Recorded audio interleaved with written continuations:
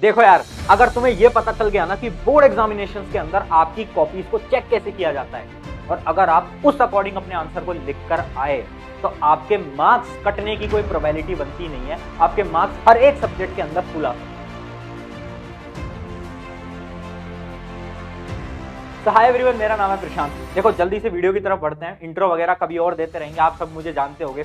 मुझे पता है तुम बहुत परेशान होगे इस समय पर, क्योंकि भैया बोर्ड एग्जामिनेशन स्टार्ट होने वाले हैं। कुछ बच्चे इस वीडियो को तब देख रहे होंगे जब उनके बोर्ड एग्जामिनेशन स्टार्ट हो चुके होंगे।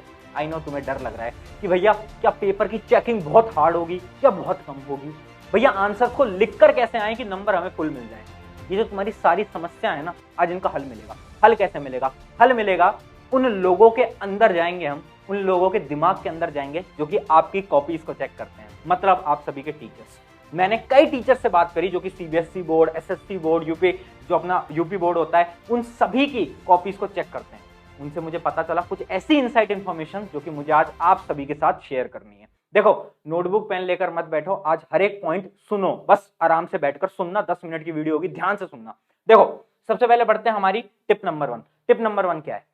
क्या टीचर अपना दिमाग लगाते हैं नोटबुक चेक करते टाइम? मैं अगर आपसे कहूं नहीं, तो क्या आप शॉक होगे? हाँ भैया, शॉक हो जाएंगे। तो शॉक हो, क्योंकि टीचर अपना दिमाग नहीं लगाते हैं। इसका क्या मतलब है? देखो, कोई भी बोर्ड होता है ना, जैसे इमेजिन करता हूं एक सीबीएसई बोर्ड है, आपका इंग्लिश का पेपर पहला हुआ, उसके बाद आपकी कॉपीज आपके टीचर के पास गई जो कि बोर्ड के अंदर चेक करते हैं। उन सभी के पास एक आंसर की होती है जो कि सीबीएसई भेजता है, और उस आंसर की के अकॉर्डिंग उनको चेक करना होता है। तो ऐसा नहीं है कि वो बिल्कुल ही दिमाग नहीं लगाते, बट उन्हें कम दिमाग लगाना होता है और आंसर की को ज्यादा प्रेफरेंस देनी होती है। भैया कुछ समझ नहीं आ रहा आंसर की ये क्या होती है? अभी मैं दिखाता हूं कैसी दिखती है आपकी आंसर की। एक एक सब्जेक्ट वाइज दिखाऊंगा, ध्यान से समझना। देखो, सबसे पहले मैं आपको दिखा देता हूं इंग्लिश। ये अभी आपको विजिबल नहीं होगी, ये वाली आपको विजिबल होगी। देखो, ये हमारी इंग्लिश की, आई होप कि ये विजिबल होगी। थोड़ा सा देख लेना, है ना, थोड़ा पॉज वगैरह करके। अब देखो, ये आपकी इंग्लिश की आंसर की है। ऐसी आंसर कीज आपके टीचर्स के पास होती है जैसे आपका एग्जामिनेशन हुआ। तो देखो, टीचर के पास हर एक चीज है। जैसे कि ये है हमारा राइटिंग सेक्शन लेटर, तो सीबीएसई ने पूरी मार्किंग लिख कर दी है। क्या कि देखो, फॉर्मेट का 1 नंबर, मतलब अगर आप लेटर को लिख कर आ गए ना, बस फॉर्मेट में, चाहे अंदर तुमने कुछ भी लिखा है फालतू से फालतू, तो भी 1 नंबर तो मिलेंगे। उसके अलावा आपके कंटेंट के 2 नंबर, वो जो आप लिख रहे हो ना, उसके आपके 2 नंबर, और आपके ऑर्गेनाइजेशन ऑफ आइडियाज, आपने किस ऑर्डर में चीजों को लिखा है, उसका आपको 1 नंबर मिलता है। और आपकी एक्यूरेसी, एक्यूरेसी क्या है? आप ग्रामर मिस्टेक्स आपने करी हैं या फिर नहीं करी हैं, उसका भी 1 नंबर होता है। तो ऐसी पूरी गाइडलाइंस हर एक बोर्ड अपने टीचर्स को देता है। दूसरी चीज, आपको देखो पॉइंट बेस्ड भी नंबर मिलते हैं। ऐसा नहीं कि अगर आपने लेटर बहुत बेकार लिखा तो आपको कोई 0 नंबर दे देगा, नहीं, कोई आपको 0 नंबर नहीं देगा, एटलीस्ट 1 नंबर तो दे के ही जाएगा। अब बहुत बच्चे पूछेंगे भैया ये वाली आंसर की कहां मिलेगी? तो सीबीएसई के ऑफिशियल वेबसाइट पे, वहां पर आप जाकर देख सकते हो। अब सेकंड, एक और सब्जेक्ट पे बढ़ते हैं जो कि हमारा साइंस। अब देखना, एक साइंस का क्वेश्चन मैंने उठा लिया है। साइंस का क्वेश्चन था कि एक रिएक्शन आपको दे रखी थी, पूछा था ये रिएक्शन कौन सी है और इस रिएक्शन के कुछ एग्जांपल्स लिखो। अब देखो आंसर की में कैसे मेंशन है। आंसर की में मेंशन है ऑलरेडी कि ये वाली जो रिएक्शन है वो है डिस्प्लेसमेंट रिएक्शन। देखो ऑलरेडी गिवन है डिस्प्लेसमेंट रिएक्शन, और उसके आगे क्या लिखा है? उसके आगे लिखा है हाफ मार्क्स। मतलब अगर एक बच्चे ने लिखा होगा डिस्प्लेसमेंट रिएक्शन तो आधा नंबर तो उसे मिलेगा ही मिलेगा। उसके अलावा क्या लिखा है? यहां पर 3 रिएक्शन दिए हैं और नीचे क्या लिखा है? Any one of the reaction और अदर डिस्प्लेसमेंट रिएक्शन। मतलब कोई भी डिस्प्लेसमेंट रिएक्शन अगर एक बच्चे ने लिखी है एग्जांपल के तौर पे, तो उसको 1 नंबर मिलेगा ही मिलेगा। इसका क्या मतलब है? देखो, पॉइंट वाइज मार्किंग। अगर किसी बच्चे ने उस रिएक्शन का नाम लिख दिया होता ऊपर कॉम्बिनेशन रिएक्शन, और नीचे ये रिएक्शन लिखी होती, तो क्या उसके नंबर कटते? नहीं कटते, उसके केवल आधे नंबर कटते इसके, बट उसे इसके नंबर तो मिलते हैं ना। इसका मतलब क्या? स्टेप वाइज मार्किंग होती है, चाहे आपके स्कूल्स में आज तक होती थी नहीं होती थी, डरने की बात नहीं है, बोर्ड है ये। और यहां पर देखो, हर कोई चाहता है तुम पास हो, तो तुम्हें आसान मार्किंग मिलेगी और इस प्रकार से तुम्हें मार्किंग मिलेगी। देख लो, अगर एक पार्ट तुमने गलत लिखा है, दूसरा पार्ट सही लिखा है, तो उसके नंबर मिल जाएंगे। चलो आगे बढ़ते हैं। अगला कौन सा? हम मैथ। अब देखो, एक मैथ का एक एग्जांपल है, इसको देखना, ये वाला क्वेश्चन देखना, क्वेश्चन नंबर 27। ये वाला देखो। अब देखो, इसके अंदर कोई क्वेश्चन होगा जीरोस का, जीरोस निकालने का, पॉलिनोमियल का, है ना। अब ध्यान से देखना इसकी मार्किंग कैसे होती है। यहां पर देखो, इस कोने पर देखो, ये देखो, ये देखो, ये देखो, ये देखो, मार्किंग ऐसे होती है। और मैंने ये उन बच्चों के लिए दिखा रहा हूं जो कि मैथ से परेशान है। उनको ऐसा लगता है भैया आंसर हमारा गलत आता है, पूरे नंबर कट जाते हैं। वो तुम्हारे स्कूल में होता होगा, बट सीबीएसई या फिर किसी भी बोर्ड के अंदर नहीं होगा ये। क्यों? देखो, अगर तुमने इक्वेशन सही बनाई है तो उसके आधे नंबर यहां पर मिल गए, अगर तुमने आंसर यहां पर सही निकाला है तो उसके आधे नंबर यहां पर मिल गए, अगर तुमने वेरिफिकेशन का एक पार्ट सही करा है तो उसका एक नंबर यहां पर मिल गया, दूसरा पार्ट सही करा है उसको एक नंबर यहां मिल गया। इसका मतलब क्या है? पूरी स्टेप वाइज मार्किंग गिवन होती है। ये एग्जामिनर अपने दिमाग से नहीं सोच सकता, सीबीएसई पूरा आपको देगी या फिर आपका जो भी बोर्ड है वो आपको पूरा आंसर की देगी आपके टीचर को, और टीचर को उसी के अकॉर्डिंग चेक करना पड़ेगा। अब आगे बढ़ते हैं एसएसटी के ऊपर, है ना भैया। चलो एक एसएसटी का सवाल ले लेते हैं। एसएसटी का सवाल है, describe the role of political parties in India. अब देखो, describe the role of political parties in India, ये 5 नंबर का सवाल आया है। अब देखो, इसके अंदर ना आपके सीबीएसई बोर्ड वालों ने देखो 7 या 8 पॉइंट यहां पर लिख दिए हैं, 7 या 8 पॉइंट यहां पर लिख दिए हैं, और देखो ब्रैकेट में क्या लिखा है वो बहुत ध्यान से देखना। ब्रैकेट में लिखा है एनी 5 पॉइंट। देखो एनी 5 पॉइंट, ये बहुत इंपॉर्टेंट है, एनी 5 पॉइंट। इसका क्या मतलब है? देखो, आपके कोई भी बोर्ड एग्जामिनेशन है ना, वो आपके टीचर को सारा आंसर लिख कर देता है, जितना भी एनसीईआरटी के अंदर मेंशन होता है। और अगर बच्चे ने इन 7 पॉइंट में से कोई भी 5 पॉइंट लिखे होते तो उसको पूरे नंबर मिल गए होते। बट यहां पर एक गड़बड़ भी हो जाती है। कभी कभार क्या होता है ना, कुछ बच्चे अपने ही दिमाग से कोई पॉइंट बना लेते हैं जो कि एनसीईआरटी में नहीं होता, और वो लिख देते हैं। तो 90% टीचर को नहीं मानते और उसको गलत कर देते हैं, ये होता है। और ये 2 सब्जेक्ट में होता है, साइंस और एसएसटी के अंदर। तो अगर तुम साइंस और एसएसटी की तैयारी कर रहे हो तो ध्यान से सुनना, एनसीईआरटी इज द की।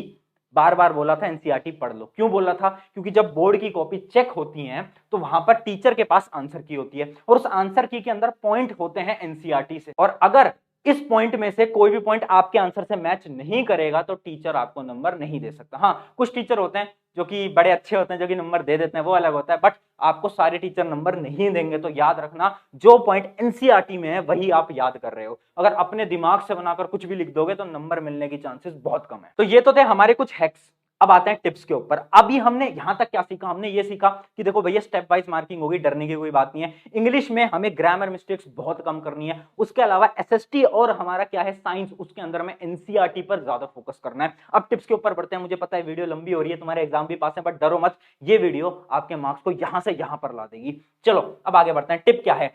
कितने टाइम मिलता है एक कॉपी चेक करने के लिए? बहुत बार स्टूडेंट्स पूछते हैं। तो देखो, मैंने कई टीचर से पूछा तो टीचर बोलते हैं 10 से 15 मिनट हमें मिलते हैं एक कॉपी चेक करने के लिए, बट हम एक कॉपी केवल 5 मिनट के अंदर चेक कर रख देते हैं। क्यों? क्योंकि इतना ही टाइम उनको लगता है। अब एक चीज बहुत इंपॉर्टेंट है जो कि मुझे एक टीचर ने बताई थी, वो क्या थी? ध्यान से देखना, मैं एक इक्वेशन लिखने जा रहा हूं। देखो, time is inversely proportional to your marks. इसका क्या मतलब है? इसका क्या मतलब है?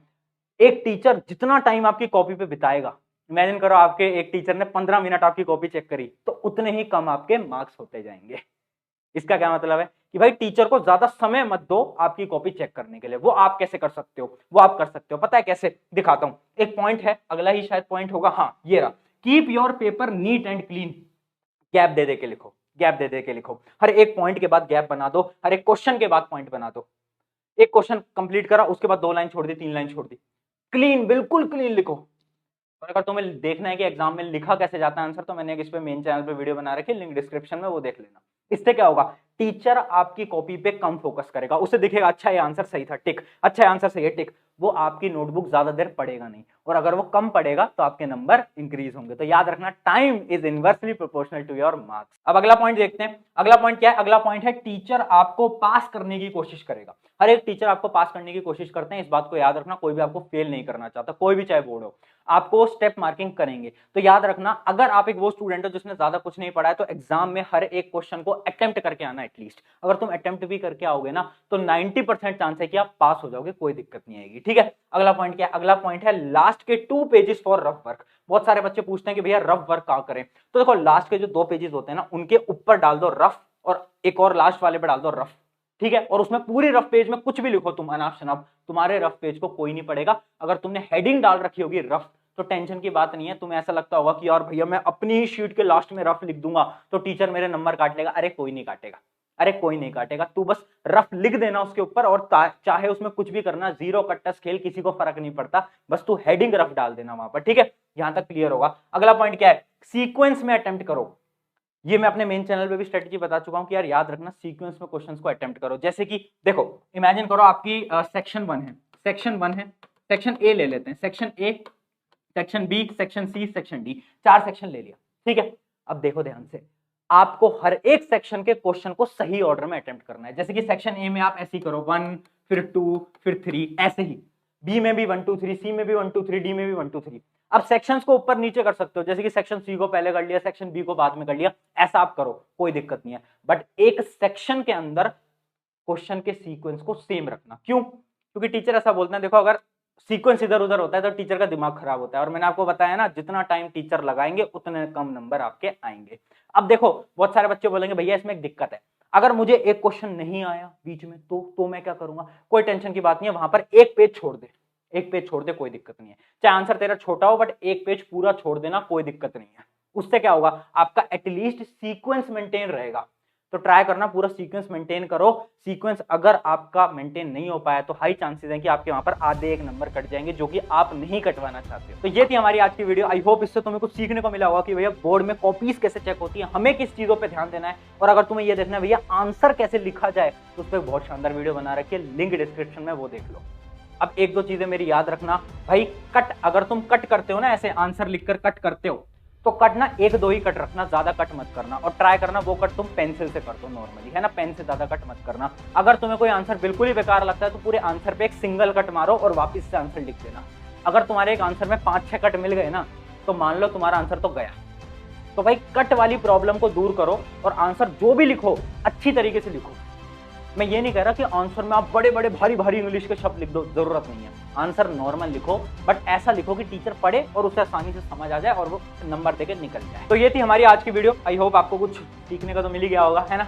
और अगर आपको कुछ सीखने को मिला है तो इस वीडियो को अपने एक मित्र के साथ जरूर शेयर कर देना, है ना। चैनल सब्सक्राइब करना है, नहीं करना है वो आपकी मर्जी, मैं कभी नहीं बोलता, बट एक मित्र के साथ शेयर कर देना। और याद रखना, ये एग्जाम तुम्हारी लाइफ का सबसे अच्छा एग्जाम होने वाला है।